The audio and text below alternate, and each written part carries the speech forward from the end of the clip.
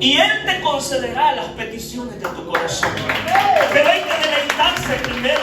Hay que disfrutar de la manera automática de trabajar de Dios. Tú te deleitas y yo te contesto.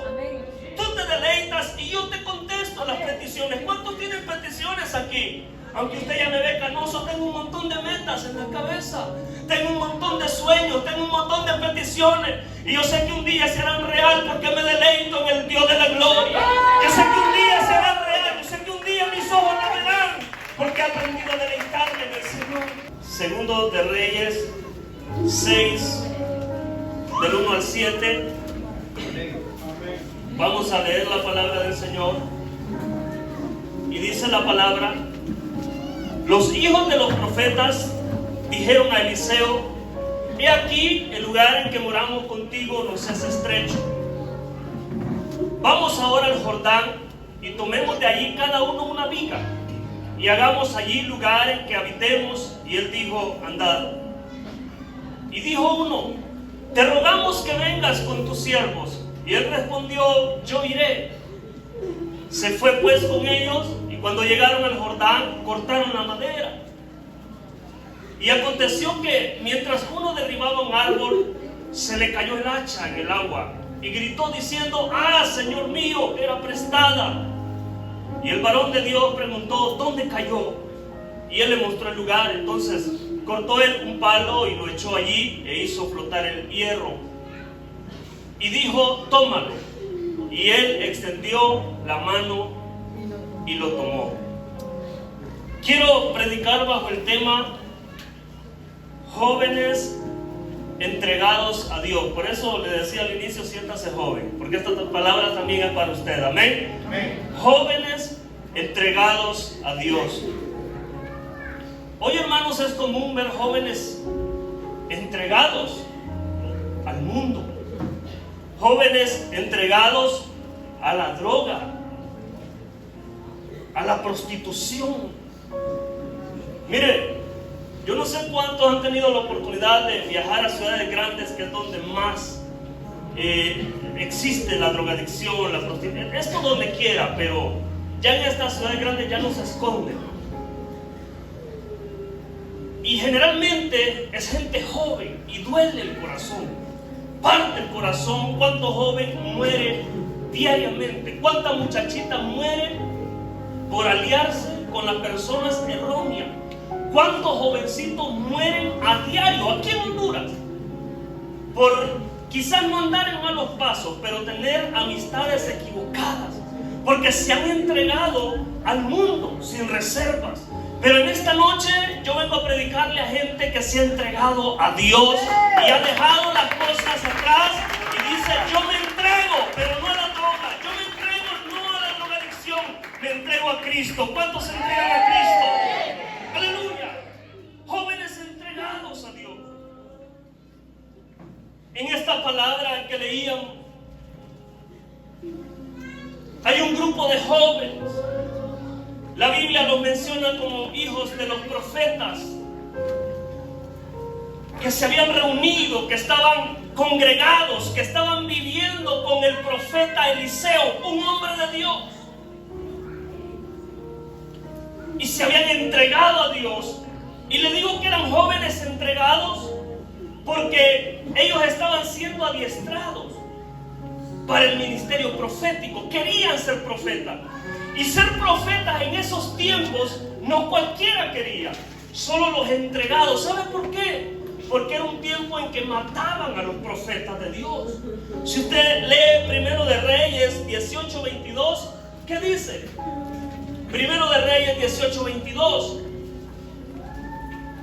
Y Elías volvió a decir al pueblo: solo yo he quedado profeta de Jehová, mas de los profetas de Baal hay 450 hombres. ¿Qué dijo Elías? Solo yo he quedado. Ese capítulo 18, si usted lee el versículo 4, dice que Jezabel, la mujer del rey Acab, mandaba a matar y a destruir a los profetas de Dios. Solo había quedado yo, dice Elías, de profeta de Dios. Entonces, en un tiempo donde mataban a los profetas, ¿quién quería ser profeta? Pero había un grupo de jóvenes entregados a Dios que ellos sí querían ser profetas de Dios. Y hicieron una escuela de profetas. Y cuando Elías se lo lleva el Señor en un carro de fuego, el sucesor de Elías es Eliseo. Amén. Y estos jóvenes se congregaron con Eliseo. Y están allí reunidos aprendiendo de Eliseo, porque Eliseo ya resucitó al hijo de la tsunamita. Porque Eliseo ya hizo un milagro de parte de Dios de convertir agua en aceite. Porque Eliseo ha visto las manos de Dios. Y aunque hay peligro, aunque hay circunstancias, habían jóvenes todavía que querían adorar al Señor. Y yo creo que en estos tiempos, aunque hay peligros, aunque hay circunstancias, todavía hay gente que dice: yo decido servir a Dios. Entregados, pero esto es solo la gente que se entrega, la gente que da el corazón a Dios. Ahora, pero ¿cómo es un joven entregado a Dios? ¿Qué lo caracteriza? ¿Cuáles son las características de alguien entregado a Dios? En primer lugar, una de las características de un joven entregado a Dios es que no es conformista. Anhela crecer. Versículo 1 y 2, Segundo de Reyes, estamos capítulo 6. Los hijos de los profetas dijeron a Eliseo: he aquí el lugar en que moramos contigo nos es estrecho. Versículo 2. Vamos ahora al Jordán, al río, a la ribera, a la vega, y tomemos de ahí cada uno una viga, y hagamos allí lugar en que habitemos. Y él dijo: andad.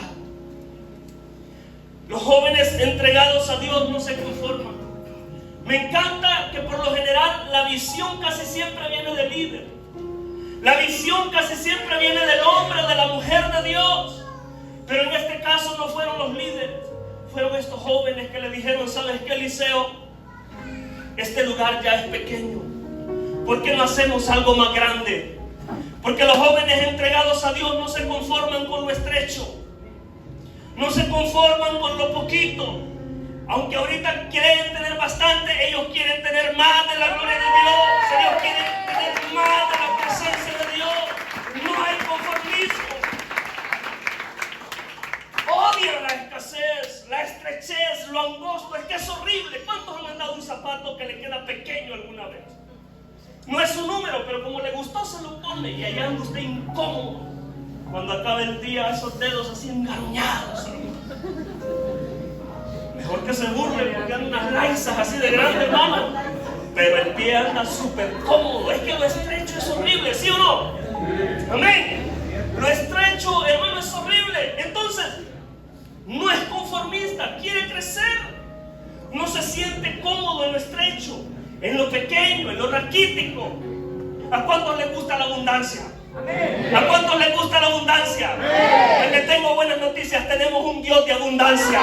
Tenemos un Dios de riqueza. Mi papá es rico. Mi padre es rico. Mi padre no es de la escasez. Mi padre es de la abundancia. Mi padre no es de lo pequeño, es de lo bastante. Amén, hermano. Mi padre no es de la enfermedad, es de la salud. Mi padre no es de la maldición, es de la bendición. Mi padre no es de la muerte, es de la vida. Aleluya. Ese es el Dios que usted y yo tenemos. Y le dijeron a Eliseo: vayamos al Jordán. Me encanta porque saben a dónde ir. A la ribera del Jordán había mucha madera de acacia apta para la construcción. Cuando eres un hombre, una mujer entregada a Dios, sabes a dónde ir, tienes dirección. Amén. No dijeron: vamos a la montaña a ver dónde. No. Ellos tenían ya lugar específico. Los jóvenes de esta iglesia, yo sé que saben a dónde ir. Amén. Cuando estás triste, cuando estás en temor, cuando estás en dificultades, yo sé que sabes a dónde ir, y es a los brazos de Cristo Jesús. Es a la presencia de Dios. Tú no batallas, tú no estás claudicando a ver a dónde voy. Tú sabes a dónde ir, porque el que se ha entregado a Dios. Le dijeron: vamos al Jordán y tomemos cada uno una viga. Saben trabajar en equipo. No es que la presidenta de jóvenes que vea ella cómo hace. No, cada uno tomemos una viga. Amén, hermano. Vamos a hacer un nuevo templo, pero cada uno va a cargar su propia viga. Es que es bonito ir a un lugar donde otro lo hizo, ¿verdad? Solo ir a disfrutar.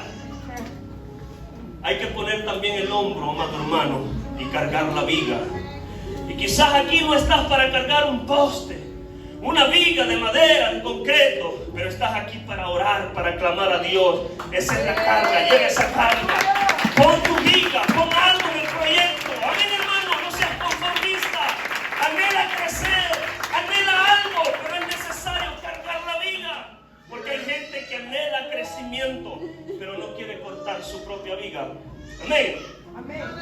Hay gente que anhela prosperarse. Hay gente que anhela prosperidad, que anhela cosas grandes. Pero ¿qué está haciendo para tener esas cosas grandes? Es que Dios no es un Dios de magia tampoco. La fe es acción, hay que movernos. Ellos querían algo grande, pero lucharon, trabajaron para algo grande. Amado hermano, cada uno dice, cortemos una viga. No esperaron que la visión saliera del líder, aunque debería de ser así. Pero ellos dijeron, hagamos algo más grande, Eliseo. Y como Eliseo sabía que esta era una visión de Dios, él les dijo, está bien, hagámoslo. Hagamos algo grande, hermano. La gente entregada a Dios no espera que su bendición solo dependa del líder. Óigame, los pastores están aquí, es cierto, para orar, para trabajar, para estar en la presencia de Dios. Pero usted también tiene que anhelar algo propio. Amén, hermano. Usted tiene también que anhelar parir sus propias visiones, embarazarse de sus propias visiones, de lo que Dios va a hablar directamente a usted. Amén. Por eso Josué, cuando miraba a Moisés, dice, está bien. Y eso es lo que Dios le da a Moisés, y Moisés me da a mí de lo que Dios le da. Pero yo un día quiero también conectarme directamente con Dios. Que ya no sea Moisés el puente. Cada uno de nosotros necesitamos, amado hermano, anhelar, crecer. No sea conformista. Amén. La gente conformista siempre fracasa. La gente conformista siempre le va mal y después solo se queda viendo el éxito ajeno. Y dice, ¿a qué le va bien? A saber en qué negocio andará. Nadie sabe. No ha sido conformista y madruga y se levanta y le echa ganas a la vida y con grita, con pie de atleta, con ojo de pescado, con un montón de enfermedades, se levanta y sigue adelante. Amén, hermano. Amén. Porque cuando no es conformista, no importa las circunstancias, se levanta, sabe lo que quiere, sabe a dónde ir. Cuando nos entregamos a Dios, algo cambia en nuestra vida. Moisés dejó de ser conformista. Y ya no es aquel que pone excusas, es aquel que va directamente a Egipto y le habla a la cara a Faraón. Tú vas a dejar ir el pueblo de Dios. Ya no es aquel cobarde, porque se ha entregado a Cristo Jesús. Jeremías ya no es aquel que le dice, soy un niño. Es aquel profeta que profetiza sobre Judá y le dice, ¿saben qué? Si no se arrepiente, la ira de Dios va a caer. Porque cuando te entregas a Dios, algo tiene que cambiar en tu vida. Algo tiene que pasar. Algo tiene que pasar en nuestras vidas. Entreguémonos a Dios, no nos conformemos. La palabra del Señor dice, no os conforméis a este siglo. Hay un montón de gente, amado hermano, conformista, que se quieren quedar con lo que ahora tienen y creen que le va a durar para toda la vida. Por eso Dios le dijo a Israel, les voy a dar el maná, pero aquí nadie guarda para mañana. Porque yo cada día, cada mañana les voy a dar un maná nuevo. Cada mañana les voy a dar un maná nuevo. El que guarde maná se le cubre. Se arruinaba, hermano, porque la unción de hoy no te funciona para mañana. Mañana Dios te dará una nueva unción. Mañana Dios te dará algo fresco. A Dios le gusta darte algo fresco. Amén, hermano. No basta con el domingo. No basta cuando yo pueda. Es que todos los días, pero esto es cuando no eres conformista. Pero el conformista dice, ¿y estoy para qué? Si el domingo fui, basta con eso. Y hasta mucho. Y ponemos de comparación a otras iglesias. Otras iglesias solo los domingos hacen un cultito. Usted no se compare con nadie. Aquí nadie está compitiendo. Aquí es usted y Dios. Amén. Aquí es cuánto quiere usted, eso va a recibir. Amén.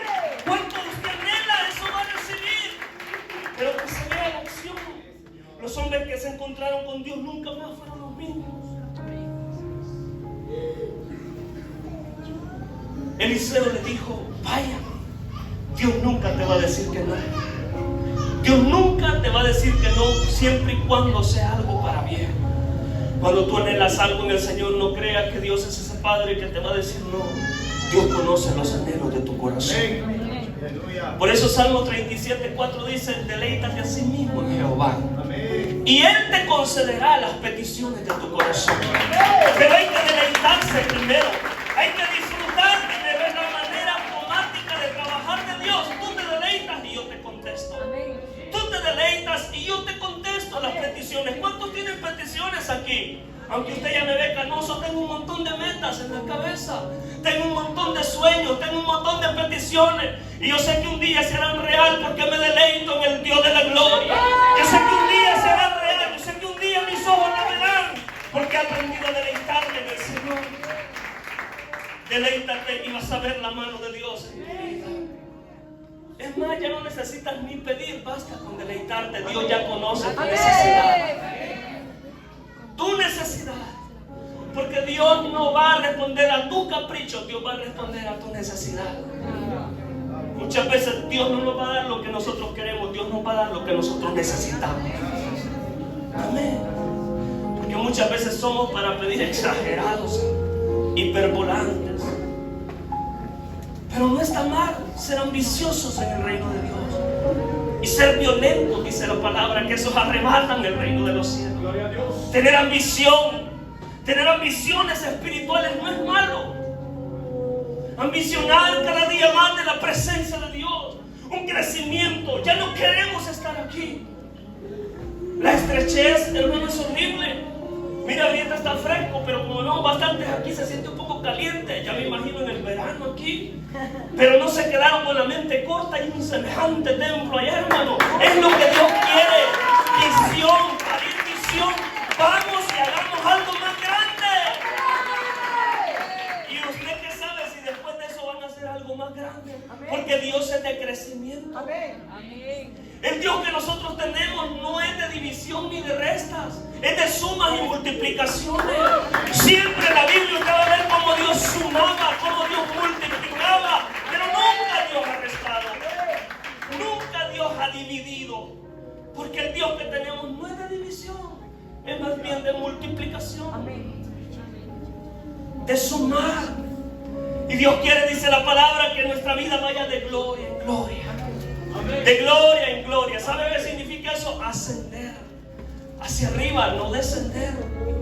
Pero esto es solo para los que se entregan a Dios. Entonces, número uno, un joven entregado a Dios, dijimos, no es conformista, anhela crecer. Número dos, un joven entregado a Dios depende de Dios y no de sus propios impulsos. Gloria a Dios. Versículo 3 que dice: y dijo uno, te rogamos que vengas con tus siervos. Y él respondió, yo iré. ¿Sabe usted a quién representaba el profeta en los tiempos del Antiguo Testamento?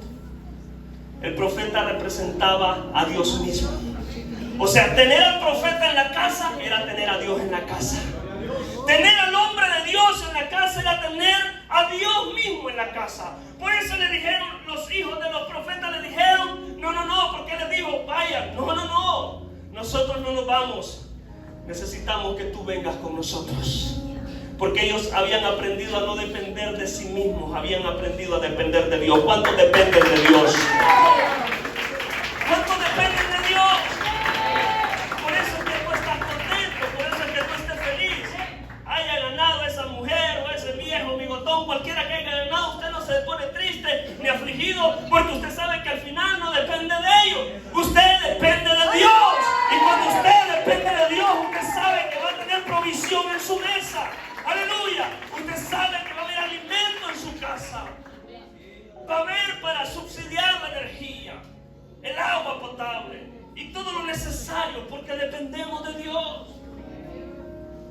Nunca camine solo. Siempre vaya con Dios y le irá bien. Le dijo, vaya, no, nosotros no nos vamos si tú no vas con nosotros. Queremos que tú vayas con nosotros. Pero esto es lo lindo de Dios. ¿Qué le dijo el profeta? yo iré. Dios te dice, yo iré. Esta noche Dios te dice, a donde tú vayas, yo iré. A donde tú me pidas que yo vaya contigo, dice Dios, yo iré. Si vas a la ciudad, yo iré. Si vas al campo, yo iré. Donde tú vayas, te dice Dios, yo iré. Yo iré, dice el Señor. Que Eliseo representaba a Dios mismo. Era el profeta, el ungido de Dios. No había duda del llamado de Eliseo. Y él le dijo, yo iré. Nunca, amado hermano, hagas nada. Nunca hagas nada sin contar con la presencia de Dios. Porque seguramente vas a fracasar. Hoy mucha gente fracasa. Hoy mucha gente, amado hermano, trabaja en vano. Porque cuentan con la familia, cuentan con los amigos, cuentan con un montón de cosas, con abogados, con un montón de consejeros, con el psicólogo. Pero se olvidan de contar con el más importante, que es Dios. ¡Aleluya! Y les va mal y fracasan. Pero tú y yo contamos con el Rey de Reyes y Señor de Señores, con el Dios grande, el poderoso, el león de la tribu de Judá. Con ese Dios yo cuento. Por eso, Éxodo 33, un versículo muy famoso, 15, cuando Moisés le dice a Dios, si tu presencia no ha de ir conmigo, no nos saques de aquí. Preferimos morir aquí. Pero si tu presencia va conmigo, a donde tú me digas que vaya, yo voy. Porque no hay duda que tú me librarás del enemigo, de la mano destructora. Hermanos, si Dios va con nosotros, ¿quién contra nosotros? Van a haber tempestades, van a haber circunstancias, pero contar con la presencia de Dios lo cambia todo. Amén. Amén. No dependa de usted mismo, dependa de Dios. Pedro ha tirado la red toda la noche, no ha sacado nada, aunque es un experto, es un empresario de la pesca, sabe dónde pescar, sabe cuándo pescar, pero no ha sacado nada. Llegó Jesús y le dijo, Pedro, boga para adentro.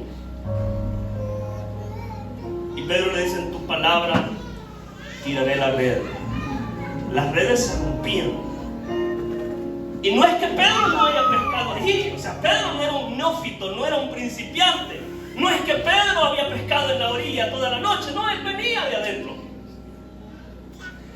Lo que cambia el asunto es cuando lo hacemos en nombre de Cristo Jesús. Las redes se rompen en el nombre de Jesús.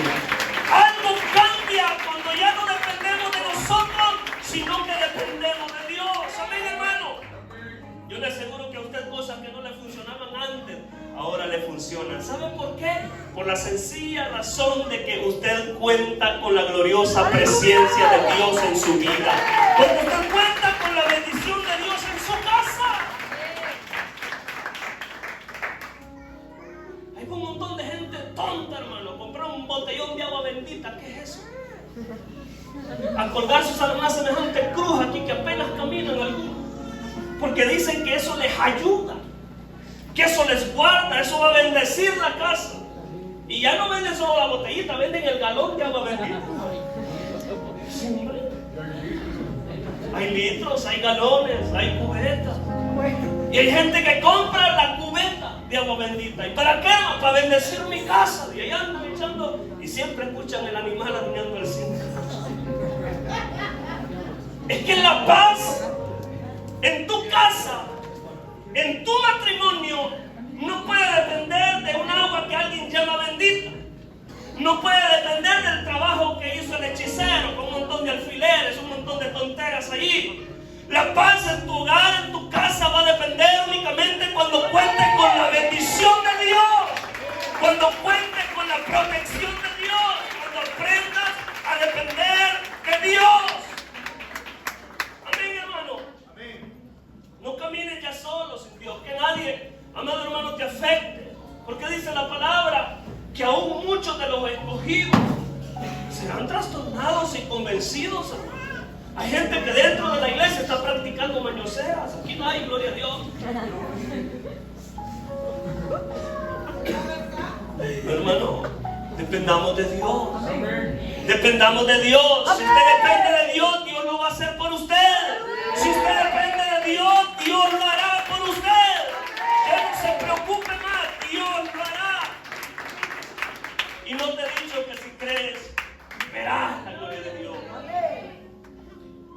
Entonces, amado hermano, alguien entregado a Dios depende de Dios, tiene dependencia de Dios, sabe que depende de Dios, no del mismo.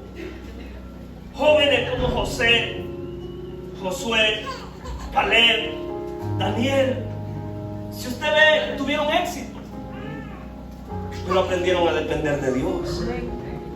Saúl fracasó, Sansón fracasó, porque no aprendieron a depender de Dios. Se creyeron ellos sumamente importantes y pensaron que podían hacerlo en sus propias fuerzas. Pero esto no funciona así, hermano.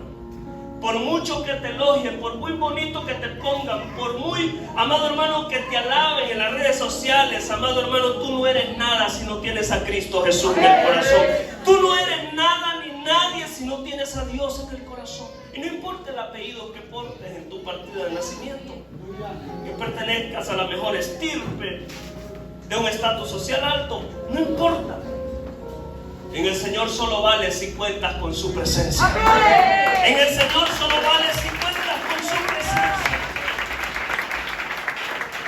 Aprendamos a contar con Dios y nos irá bien. Ellos le dijeron: queremos que vengas con nosotros. ¿Cuántos quieren invitar a Dios donde quiera que vayan y decirle: Señor, quiero que vengas conmigo?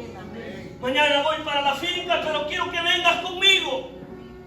Mañana voy para San Pedro Sula, pero quiero que vengas conmigo. Mañana voy para mis estudios, pero quiero que vengas conmigo. Mañana voy para esa cita al hospital, a la clínica, no sé dónde, pero quiero que vengas conmigo. Cuando Dios va contigo, el panorama cambia. Cuando Dios va contigo, las cosas cambian. ¡Aleluya! Ellos le dijeron: quiero que vengas con nosotros. El profeta le dijo: yo iré. Porque Dios siempre está dispuesto. Pero, amado hermano, necesitamos tener esa dependencia de Dios. Pero a veces somos orgullosos y se nos olvida contar con Dios. Hasta que ya tenemos el problema, ahí sí, aquí vengo, Padre. Actuamos para pensar cuando deberíamos de pensar para actuar. Amén, hermano. Agárrate de la mano de Dios primero. Y si Dios te dice no, aunque te duele en el corazón, no lo hagas. Porque cuando Dios dice que no, es que no va a funcionar. Ahora, cuando Dios te dé luz verde, dale para adelante, que vas a ver la gloria de Dios. Cuando Dios está de acuerdo en un plan, en un proyecto, vas a ver la mano de Dios. Entonces, amado hermano, un joven entregado a Dios no es conformista. Número 2, depende de Dios. Número 3, atraviesa problemas también. Los problemas son inevitables. Versículo 5. Y aconteció que mientras uno derribaba un árbol, se le cayó el hacha en el agua. Y gritó diciendo: ¡ah, Señor mío! Era prestada. Hermano, el hecho de que estamos en el camino del Señor, el hecho de que estemos caminando con Dios, no significa que no van a haber problemas en nuestra vida. No significa que no van a haber circunstancias en nuestra vida. Van a haber, pero lo glorioso es que ya le dijimos al profeta, ya le dijimos a Dios: ve conmigo, y Dios te ha dicho: yo iré. Amén. Y ahí es donde necesitamos a Dios, hermano. Entonces, cuando somos entregados a Dios, vamos a atravesar también problemas. Dice que se le cayó el hacha. Todo iba bien. Los planes que ellos tenían de construir algo nuevo, algo más grande, todo iba funcionando, pero de calidad. Invitaron al profeta, él iba con ellos. Pero de repente uno, mientras cortaba una viga, dice que como estaban en la ribera del Jordán, recuerden que fueron al Jordán, se le cayó el hacha y cayó allá en lo profundo, en una poza del río. Y le dice: ¡ay, era prestada! Usted se preocupa cuando pierde algo suyo, no digamos cuando algo es prestado. Es terrible perder algo. Nadie quiere perder nada en la vida. Nadie está preparado para perder nada. He visto gente que se vuelve loca por perder una llave. Y anda de allá para acá y de allá para acá. Este hombre había perdido el hacha y era prestada. ¿Y saben qué era lo más tremendo? Que perder el hacha ahí, hermano, no era como perder un cuchillo hoy. Es que Israel había estado pasando momentos difíciles donde no había guerreros, donde el metal era escaso. Y aparte de eso, era prestada el hacha. ¿Qué dice la palabra en 1 de Samuel 13:19. Y en toda la tierra de Israel, dice, esto es antes de este acontecimiento, pero Israel había pasado un proceso horrible en el que no contaban con herreros, con material. Dice, y en toda la tierra de Israel no se hallaba herrero, porque los filisteos, que eran los enemigos de Israel, ellos sí contaban con un montón de herreros, un montón de espadas, de metales. Dice, los filisteos habían dicho, para que los hebreos no hagan espada o lanza. ¿Qué dice el 20? Por lo cual todos los de Israel tenían que descender a los filisteos para afilar cada uno la reja de su arado, el asadón, su hacha o su hoz. O sea, no había ni quien afilara un hacha en Israel. Había que ir a los filisteos para afilar un hacha. Versículo 21. Y el precio era un pin por las rejas de arado y por los asadones, y la tercera parte de un ciclo por afilar las hachas y por componer las aguijadas. Versículo 22. Así aconteció que en el día de la batalla no se halló espada ni lanza en mano de ninguno del pueblo que estaba con Saúl y con Jonathan, excepto Saúl y Jonathan su hijo, que las tenían. Hubo un tiempo en Israel que solo habían dos espadas, la de Saúl y la de su hijo. O sea, el metal era tan escaso en Israel, no habían herreros. Se imagina el precio de un hacha. Y este hombre consigue una prestada para ir, cortar una viga, y se le pierde el hacha. Se le cayó el hacha. ¡Qué caos tan duro! Y le dice, ah, Señor mío, le dice al profeta, era prestada. Todo iba bien, hasta que se cayó el hacha. ¿Cuántas veces en la vida todo ha ido bien en tu familia? Todo ha ido bien en tus estudios, hasta que de repente se te cae el hacha. Hasta que de repente pierdes aquello que traías, aquello que te estaba ayudando a seguir adelante. Quizás tú no has perdido un hacha hoy. Quizás tú no has perdido esta herramienta valiosa hoy, pero has perdido alguna otra cosa. Muchos ya perdieron su sonrisa. Muchos ya perdieron su gozo a causa de una deuda, de un problema familiar, de un problema matrimonial, de un problema quizás dentro de la misma iglesia. A muchos ya se les cayó el hacha y están preocupados y están afligidos. Pero ¿sabes qué es lo lindo? Que ellos habían invitado al profeta y tú has invitado a Dios. Y cuando se te cae el hacha, hay alguien que está allí para ayudarte. Cuando pierdes el hacha, hay alguien que está allí para ayudarte. El versículo 6. El varón de Dios le preguntó, ¿dónde cayó? Y él le mostró el lugar. Entonces cortó él un palo y lo echó allí e hizo flotar el hierro. Le dice el profeta, ¿dónde cayó? Dios te dice esta noche, ¿dónde cayó tu hacha? Porque si tú la perdiste, si a ti se te cayó, tú debes de saber dónde y cuándo. Tú debes de saber dónde fue. Amado hermano, quizás esa vez que pecaste, quizás esa vez que fallaste a Dios sin querer, quizás, pero desde ahí no has vuelto a tener ese gozo que tenía antes. Y Dios te dice, ¿dónde cayó? Tú sabes. Cuando Adán y Eva han pecado en el huerto del Edén, aparece Dios y le dice al hombre, ¿dónde estás tú? Y no es que Dios no sepa, sino que Dios quiere que lo confesemos y seamos sinceros. Porque quería que el hombre le dijera, sí, aquí estoy, fue aquí donde yo fallé. Dios quiere hoy que le digas, ¿a dónde cayó tu hacha? Y dice que el varón le mostró, fue aquí donde cayó mi hacha. Fue aquí donde perdí el hacha, donde se me cayó. Dios te dice hoy, ¿dónde cayó? ¿Dónde has caído? A una de las iglesias de Asia Menor, en la revelación del Apocalipsis a Juan, creo que es a la iglesia de Éfeso, el ángel de Jehová habla y le dice, mira de dónde has caído, has perdido tu primer amor, pero mira de dónde has caído, porque tú debes de saber, le dice a la iglesia. Amado hermano, nosotros sabemos cuándo hemos fallado a Dios, ¿sí o no? Nosotros hemos fallado, sabemos cuándo alguien nos ha hecho daño. Quizás el hacha se te cayó ese día que alguien te hirió con una palabra. Quizás dentro de la misma iglesia alguien te miró mal y te habló mal como si no fuese un cristiano y te marcó, y desde ese día tú no eres el mismo. Quizá un familiar te habló como nunca debió de hablarte. Quizá el apoyo que esperabas de tu padre no lo has recibido como lo has esperado. Es ahí donde se cae el hacha. Cuando todo va bien y de repente todo se devoró. No sé, pero todos hemos tenido cosas que le damos y todo va viento en popa, bien bonito, ¿verdad? Pero de repente algo sucede. De repente algo sale mal. Es ahí donde se cae el hacha.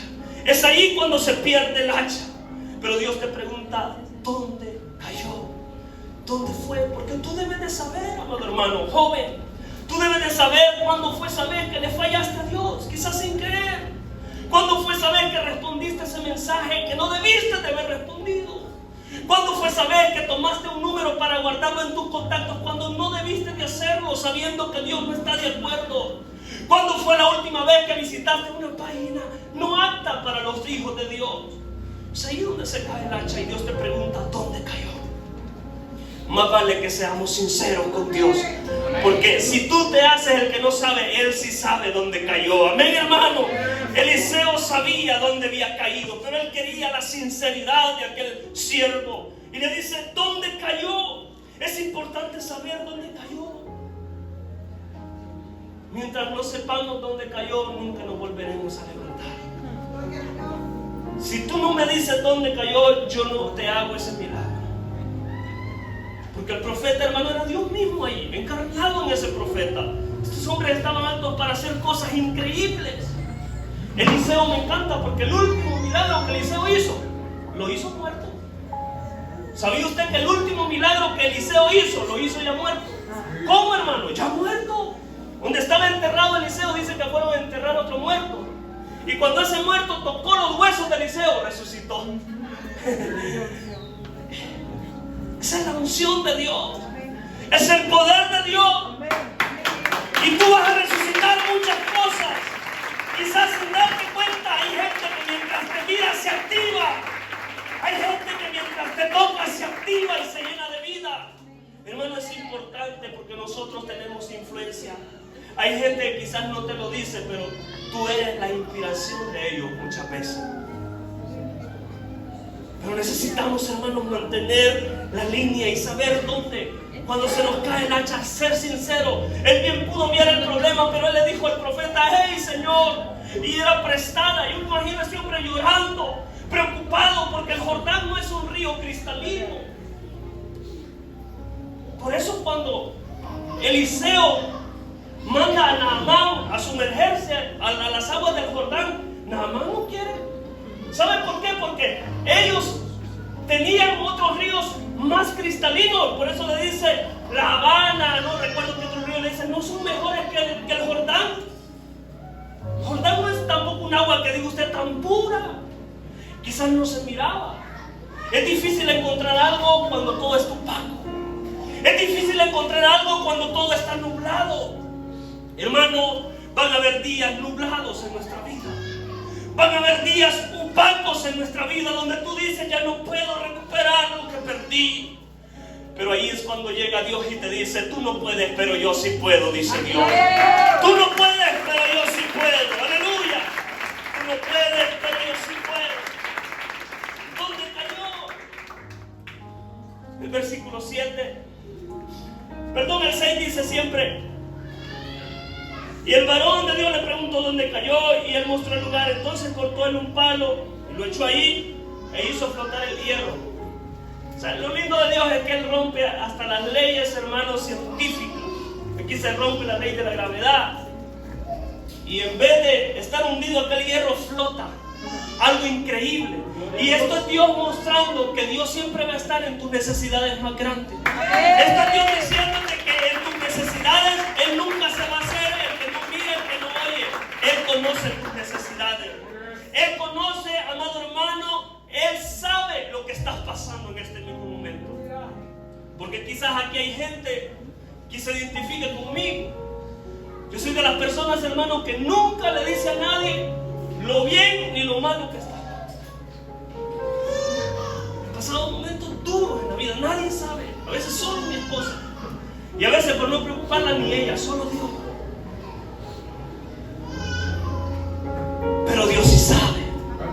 Y quizás tú estás en este mismo momento, quizás atravesando momentos difíciles.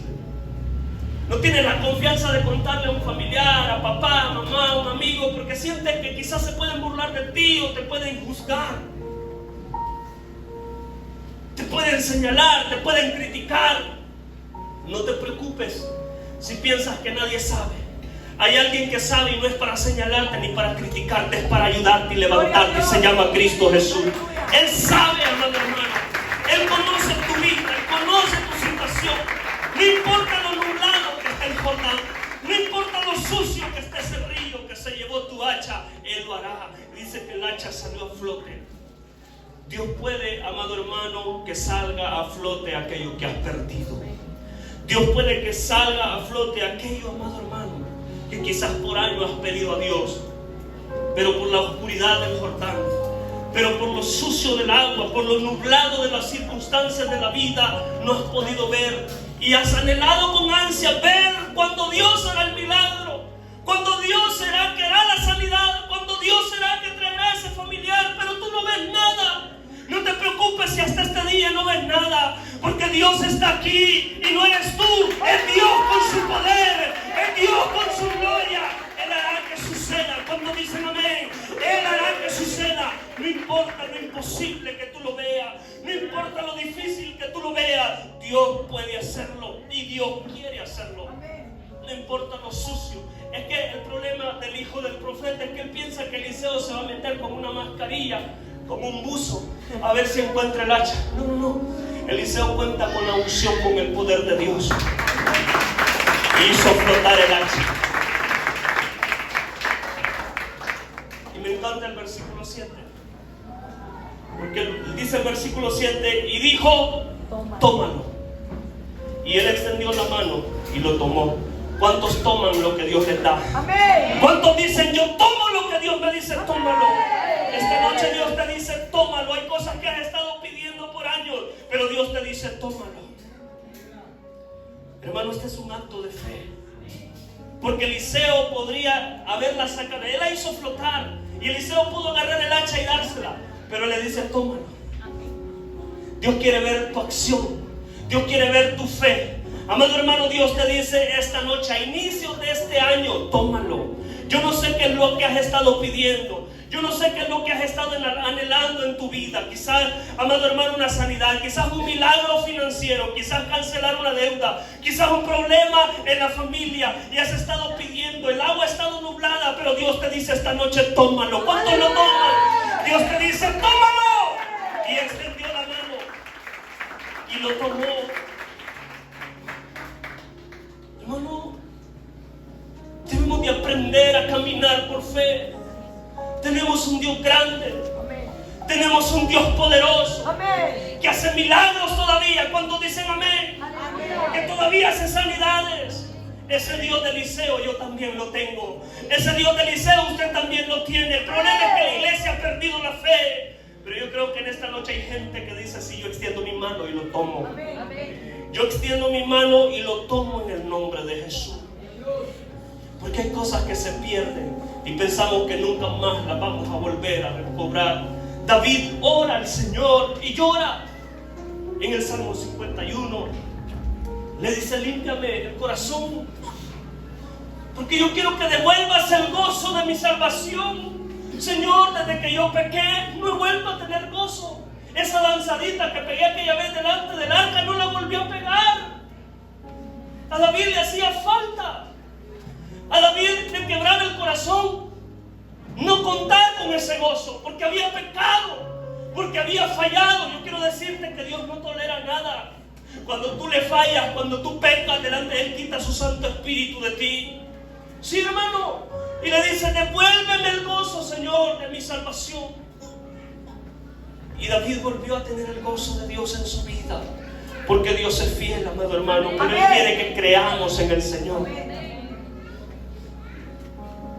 Quizás, no importa la edad que tengas, pero han habido cosas que han dañado tu corazón, han dañado tu vida, como que cojeas un poco en tu caminar con Dios. Hay una historia linda en la Biblia de un hombre llamado Mefiboset. A Mefiboset dice que la nodriza, cuando la guerra de Israel con los filisteos, la nodriza dejó caer a Mefiboset y Mefiboset quedó lisiado de los pies y nunca más volvió a caminar. Y mientras yo preparaba este sermón, me llevaba a la mente esta palabra porque me identificaba. Digo, ¿cuántas veces yo no he perdido el hacha?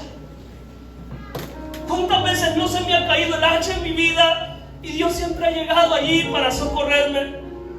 ¿Cuántas veces alguien no te ha dejado caer y te dejan marcado? Pero más tarde vemos a David haciendo misericordia con Mefiboset y le dice a Mefiboset: no, tú ya no vas a estar en Lodebar, tú te vas a sentar en la mesa del rey, tú vas a comer en la mesa del rey, te vas a vestir la vestidura del rey, porque Dios puede hacer lo que el hombre no hace. Amén, hermano. Dios hace lo que el hombre no hace. A mí se me ha caído el hacha muchas veces y yo sé que he fallado muchas veces. Alguien me ha herido muchas veces. A mí hay gente que me ha marcado, se lo digo de corazón. Pero es ahí donde se ve la mano de Dios. Cuando se te cae el hacha, no es para que te preocupes, no es para que te sientas miserable, que tienes que pagar una deuda. Es porque Dios quiere mostrar su poder. Ellos estaban preparando para ser profeta, y un profeta que no ha visto la mano de Dios, ¿cómo le va a hablar a la gente de que Dios hace milagros? Ese hijo de ese profeta vio el primer milagro de su vida, y ese hombre seguramente ese día nunca en su vida lo olvidó. Hermano, no importa la edad que tengas, nunca te sientas inoperante, nunca sientas que no sirve. Yo recuerdo una de las palabras más duras que me dejaron ir cuando empecé a pastorear, cuando fui al ministerio. Yo tenía una fábrica de zapatos, hacíamos zapatos, y me dijo uno de los compañeros de los jóvenes de la iglesia: a morirte de hambre vas. Además, me dice, yo tenía 19 años, el pastor Darlen se acuerda, 19 años cuando comenzamos a pastorear. Además, ahí donde vas, unos viejitos de 70, 80 años, ¿qué le vas a enseñar vos a ese montón de viejitos? Y yo les digo, es que yo no voy a contarles experiencias mías, yo voy a hablarles de un Dios que yo he visto la mano de Dios, de un Dios poderoso que yo he visto obrar en mi vida. Y para ver la mano de Dios no necesita ser viejo. Amén, hermano. Es más, no se sientan mal los adultos, pero la mayoría de hombres de Dios que hicieron cosas extraordinarias fue gente joven en la Biblia. José llegó a ser el segundo faraón de Egipto, o sea, casi nada, un muchacho. David, Dios lo llamó a ser rey de Israel, un muchachito, un muchacho. Cuando el rey era Saúl, ya con hijas. Por eso Saúl le dice: el que gane esta pelea, el que mate a ese Goliat. Pero era pura broma, porque ¿quién le iba a entrar? Yo le daré a mi hija Mical. Y David dijo: ¿qué es lo que dan por matar a ese incircunciso? Dan la hija del rey. Alma, si yo me aviento, dijo David. No, lea la Biblia, hermano. Lea la Biblia. Digo, ¿qué es lo que dan por matar a ese animal viejo? La hija del rey. Yo me tiro. ¿Y usted cree que cuando David se aventó, la gente lo aplaudió y lo admiró? No. Le decían: ignorante, bruto, los mismos hermanos. ¿A qué vas? ¿A que te mates a semejante pichingo? Y Saúl dijo que le daba la hija, hermano, porque él sabía que no iba a poder. O sea, en su manera de pensar, la gente de afuera cree que tú no vas a poder. La gente, cuando te ve luchando, cuando te ve emprendiendo, cuando te ve soñando, ellos creen que no vas a poder. Pero tú sabes que sí vas a poder, porque cuentas con el respaldo del Dios poderoso. ¡Aleluya! Cuentas con el respaldo de Dios. Aunque se levante la familia, aunque se levanten los amigos, tú vas a poder. El problema fue que se lo mató. Ella no le quería dar la hija. Porque hay gente que cree que no lo vas a poder. Hay gente que te minimiza, te hace pequeñito. A David lo miraban como un miserable, como un muchacho. Ese tipo llevó la jerarquía de Israel a lo más alto que pudo. Después del gobierno de un viejo desgraciado llamado Saúl, que lo único que hizo fue destartalar a Israel. Porque fue el primer rey. Israel nunca había tenido reyes, solo jueces. Pero a él lo eligieron por rey. Y eso que ese viejo no pudo hacer, un muchachito lo hizo. Más tarde vemos a Daniel allá en Babilonia con sus compañeros, muchachos, haciendo un milagro. Los meten en el horno, no se queman. Los meten con los leones, salen vivos de allí. Hermano, porque el hecho que sea joven no es que nadie te va a minimizar. Por eso Pablo le dice a Timoteo: hey Timoteo, ya párale con eso, porque Timoteo empieza a ser afectado por los cuentos de la gente. Timoteo fue un pastor que lo enviaron a pastorear la iglesia de Éfeso. Y le dice a Timoteo que ninguno tenga en poco tu juventud, sino sé ejemplo de enseñanza, sé ejemplo que nadie te haga de menos. Amén, hermano, por la edad que tenga.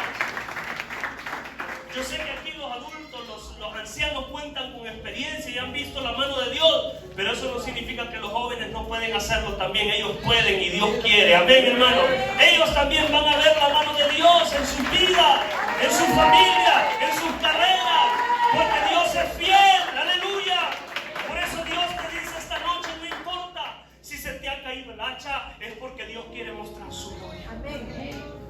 Si se te ha caído el hacha, es porque Dios quiere mostrar su poder en tu vida. Así que ya no llores más, ya no te sientas más triste, porque a veces el problema somos nosotros.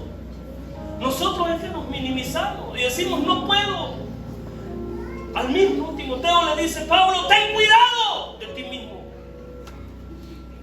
De ti mismo. El peor enemigo, yo siempre digo, no es el vecino, no es el prójimo. Muchas veces el peor enemigo soy yo mismo. Muchas veces decimos: no puedo, y si me da pena, y si no lo hago bien, y si fracaso. Hay gente que tiene tremendos potenciales, pero están llenos de miedo. Dios te dice hoy: levántate y tómalo en el nombre de Jesús. Dios te dice: tómalo en el nombre de Cristo. Para eso está el Señor, para ayudarte a vencer el miedo, a vencer la dificultad, amado hermano. Cuando nos entregamos a Dios tenemos visión, dependemos de Él, atravesamos problemas, es cierto, pero vamos a salir victoriosos en el nombre de Jesús. Y yo te digo hoy, esta noche, sigue adelante y avanza. Camina con Dios, aunque muchas veces sea duro, sigue avanzando. Aunque muchas veces sea difícil, sigue creyendo.